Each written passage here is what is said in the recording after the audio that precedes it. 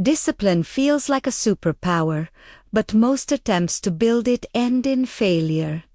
The reason is in weakness. It's a flawed approach.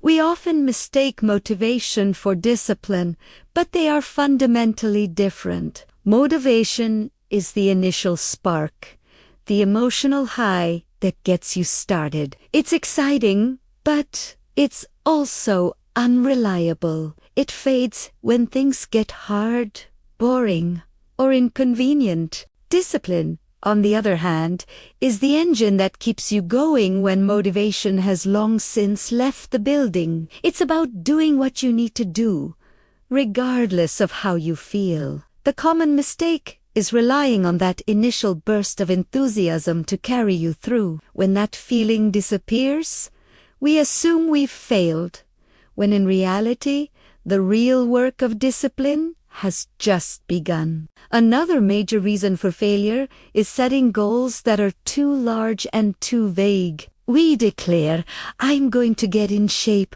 or I'll learn a new language. These are admirable ambitions, but they aren't actionable plans. Without a clear, specific path, it's impossible to measure progress. And without progress, it's easy to become discouraged. The brain thrives on small, achievable wins. A better approach is to break down a large goal into tiny, manageable steps. Instead of getting in shape, the goal becomes walk for 15 minutes every morning. Instead of learn a new language, it's study 5 new vocabulary words each day. This method, often called habit stacking or micro-habits, builds momentum. Each small success reinforces the behavior, making it easier to perform the next day. This creates a positive feedback loop that gradually builds the foundation of true discipline, turning overwhelming ambitions into a series of simple, repeatable actions. We also tend to underestimate the power of our environment. We try to build discipline through sheer willpower alone, while surrounded by temptations and distractions that work directly against our goals. If you're trying to eat healthier, but your kitchen is filled with junk food, you are setting yourself up for a constant battle. Each decision to resist requires mental energy, and that energy is finite. Willpower is like a muscle. It gets fatigued with overuse. A more effective strategy is to design an environment that makes your desired behaviors the default option.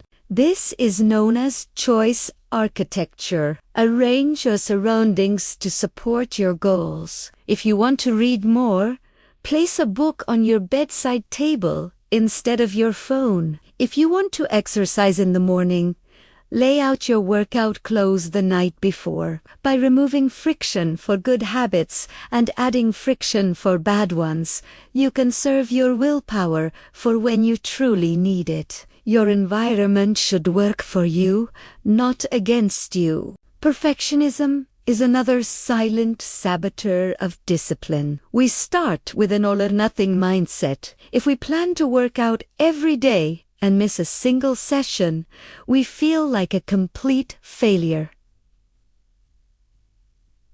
This mindset leads us to abandon the entire goal altogether. We think, I've already broken the streak, so what's the point? This is a cognitive distortion. True discipline isn't about being perfect.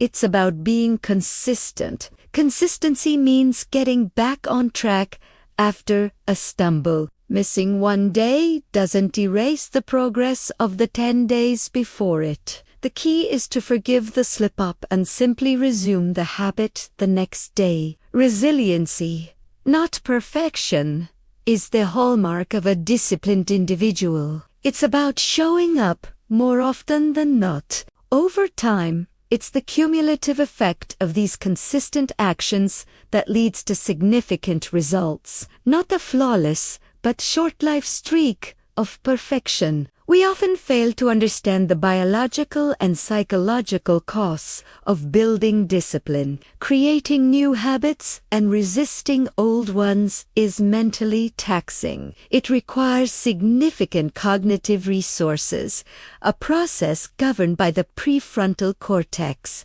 When we are tired, stressed, or emotionally drained, our capacity for self-control diminishes significantly. We revert to our default, automated behaviors because they require less mental effort. This is why it's so difficult to stick to a new diet after a long, stressful day at work. Ignoring your own mental and physical state is a recipe for failure. To sustain discipline, you must prioritize self-care. This includes getting enough sleep, managing stress, and ensuring you are not physically or mentally depleted. Discipline isn't about pushing through exhaustion. It's about creating the conditions in which you have the energy to make good choices consistently. A well-rested mind is a more disciplined mind. A lack of a why is another critical point of failure. When we decide to build a new habit, we often focus only on the what we're going to do. We decide to wake up early, to sabemani, to stop procrastinating. But we don't spend enough time clarifying why it's important to us. This why is the deep, intrinsic motivation that fuels discipline when external rewards are absent and the initial excitement has worn off. Without a compelling reason, any difficult task will feel like a chore. When challenges arise, and they always do, a weak why won't be enough to keep you going. Before embarking on a path that requires discipline, take time to connect with the underlying purpose. What deeper value does this goal serve? How will achieving it improve your life in a meaningful way? A strong, personal reason provides the resilience needed to navigate setbacks and maintain focus over the long term. It transforms a difficult task from a burden into a meaningful pursuit. Finally, many people fail because they try to change too much, too soon. Inspired by a sudden wave of motivation, they attempt a complete life overhaul overnight. They decide to start waking up at 5 a.m., meditating, exercising, eating clean, and learning a new skill all at once. While admirable, this approach almost always leads to burnout. Each new habit requires a significant investment of willpower and mental energy. Trying to establish multiple complex routines simultaneously depletes these resources rapidly. A more sustainable strategy is to focus on one single habit at a time. Master it. Make it an automatic part of your routine. Once it no longer requires conscious effort, you can then introduce the next one. This methodical, one-step-at-a-time approach allows you to build a strong foundation of discipline that can support new habits over time. Slow, steady, and focused progress is far more effective than a frantic, short-lived attempt to change everything at once. It's not a race. It's a gradual process of self-construction.